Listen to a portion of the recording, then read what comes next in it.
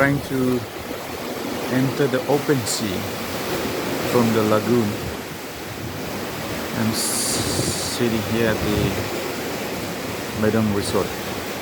So they will hit the open sea to one of the islands. I don't know.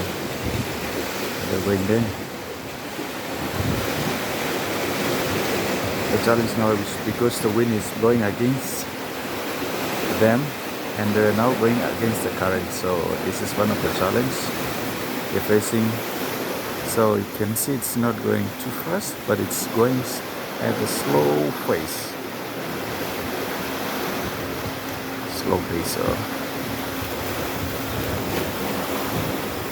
So they're gonna go out. So when they get out, they are going against the waves, the currents, and the wind. So it's a bit of a challenge to get out there. It's the Medang province in Papua New Guinea.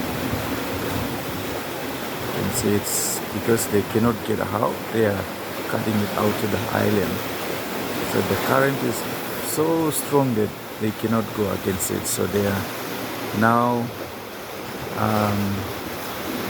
getting to the side of the highland. So they will stop there for a while, and then they will continue to where the destination they are able to go. Thanks for watching.